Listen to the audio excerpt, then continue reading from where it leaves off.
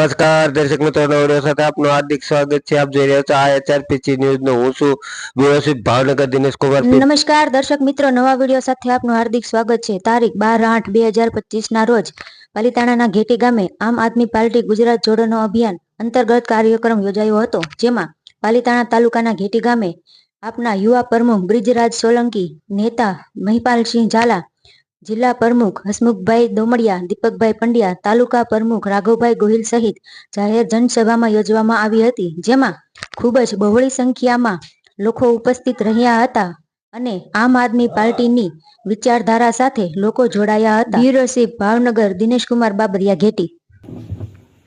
ભારત માતા કી ભારત માતા કી જય।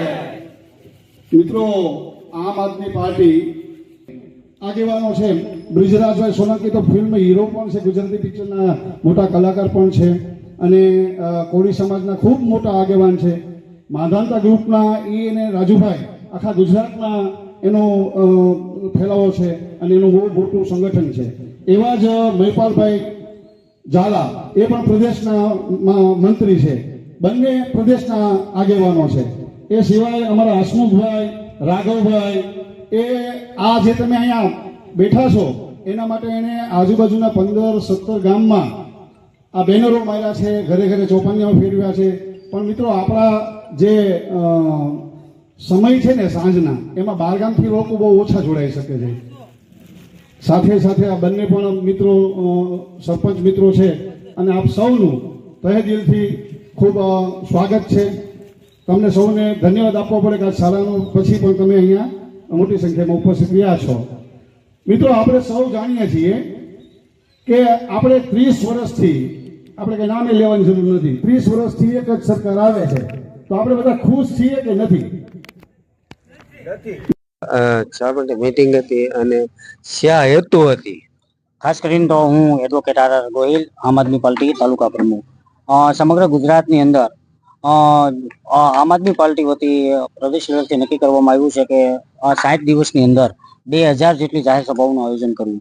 આજે ડેઈલી આ સમગ્ર ગુજરાતની અંદર 30 થી 35 સભાઓનું ડેઈલી આયોજન હોય છે અને એના ભાગરૂપે ગુજરાત જોડો સદસ્ય અભિયાન અંતર્ગત આજે પાલીતાણા તાલુકાના ઘેટી ગામે જંગી જાહેર સભાનું આયોજન કરવામાં આવ્યું। ખાસ કરીને તો એમાં અમારા ગુજરાત યુવા પ્રમુખ બ્રિજરાજસિંહ સોલંકી પધાર્યા અને સાથે મહેમાનો પણ આવ્યા। અમારા જિલ્લા પ્રમુખ દોમડિયાએ પણ હાજરી આપી અને આ સભાની અંદર લોકો અત્યારે જે હાલ ગુજરાત સરકારથી છેલ્લા 30 વર્ષથી ત્રાહિમામ પોકારી ગઈ છે, આજે દરેક વર્ગના લોકોને સરકારની સામે પોતાના હક અધિકાર માટે લડવું પડે છે। ત્યારે વિસાવદરની અંદર જે કંઈ જનતાના આદેશથી ગોપાલભાઈની જ્યારે જીત થઈ છે, ત્યારે સમગ્ર ગુજરાતમાં તમામ આમ આદમી પાર્ટીના કાર્યકર્તાઓમાં એક નવો ઉમંગ અને જોશ છે। આજે ઘેટી ગામે જે મિટિંગ રહી એમાં પણ લોકો સ્વયંભૂ ઉમટી પડ્યા, બહોળી સંખ્યામાં લોકો હાજર રહ્યા અને આવનાર સમયની અંદર સમસ્ત ગુજરાતમાં આમ આદમી પાર્ટી મજબૂત થવા જઈ રહી છે। ધન્યવાદ ખૂબ। અને આમ આદમી પાર્ટી શું કરે છે અને આમ આદમી પાર્ટી કોના માટે કરે છે, આ માહિતીઓ પણ તમને મળશે। તો હું મહેરબાની કરીને આપને વિનંતી કરું છું કે એ નંબર છે, એ નંબર ઉપર મિસ કોલ મારજો અને મિસ કોલ મારે કામ નહીં થાય મિત્રો। આમાંથી ઘણા વ્યક્તિઓ એવા હશે કે જે પોતાનો જે સૌથી એમની પાસે કિંમતી વસ્તુ છે સમય, એ સમય જો આમ આદમી પાર્ટીને તમે આપી શકો એમ હોવ તો આ સભા પૂરા થયા પછી અમારા આમ આદમી પાર્ટીના વ્યક્તિઓ અહીંયા તમારી સમક્ષ ઉભા હશે, અહીંયા હશે, એમને તમારું નામ લખાવો, એમને તમારો નંબર લખાવો અને આમ આદમી પાર્ટીને આ આખા વિસ્તારમાં મજબૂત થાય એવા કાર્ય કરો। તમારી દરેક સમસ્યાઓ હલ કરવાની જવાબદારી આમ આદમી પાર્ટી અને આમ આદમી પાર્ટીના નેતા લેશે। આ હું તમને છાતી ઠોકીને કહું છું। તો દરેક વ્યક્તિઓને વિનંતી છે કે દરેક વ્યક્તિ મહેરબાની કરીને આમ આદમી પાર્ટી સાથે જોડાઓ અને આમ આદમી પાર્ટીની વિચારધારા છે એ આખા ગુજરાતમાં તમારા મિત્ર વર્તુળમાં, તમારા પરિવારમાં ફેલાય એની માટેની વિનંતી છે। ખૂબ ખૂબ આભાર।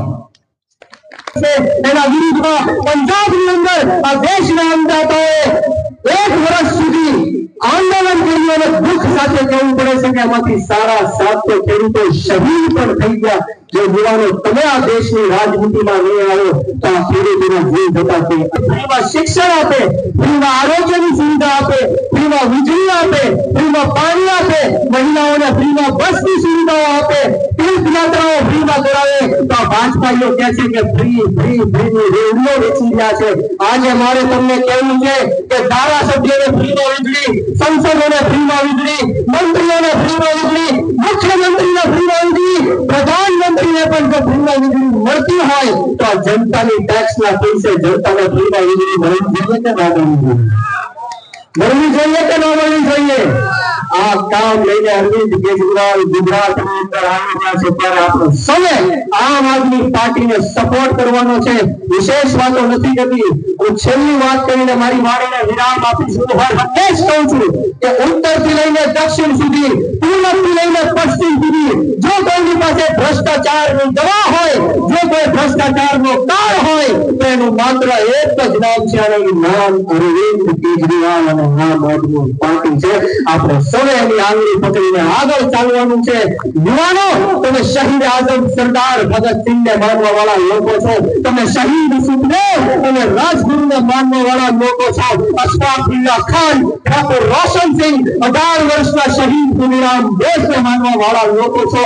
યુવાનોએ જ્યારે દેશની અંદર શહીદી આપી ત્યારે જઈને આ અંગ્રેજોથી મુક્ત થયું છે આ દેશ. યુવાનોએ જ્યારે કુરબાની આપી ત્યારે જઈને આ લોકતંત્ર અને સ્વતંત્ર બચ્યું છે.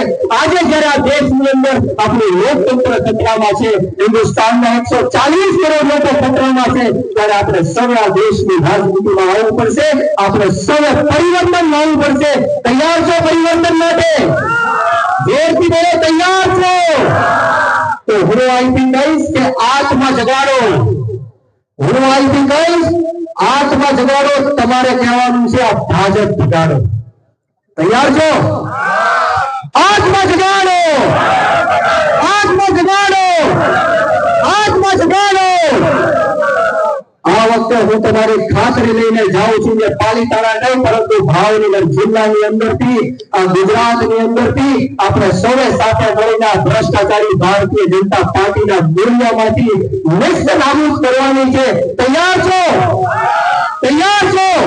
તો બોલો ભારત માતા કી વંદે ઇન્કલાબ. ખૂબ ખૂબ આભાર. અમને જે બોલાવીને માન સન્માન આપ્યું, બે શબ્દ બોલવાની તક આપી તે બદલ તમામ આયોજક મિત્રોનો હું આ તકે ખૂબ ખૂબ આભાર વ્યક્ત કરું છું. અને આવો ને આવો સાથ સહકાર અને પ્રેમ અને હંમેશ મળતો રહે એવી માતાજીના ચરણોમાં પ્રાર્થના સાથે આપ સૌને ગુજરાત સોલંકીના સીતારામ.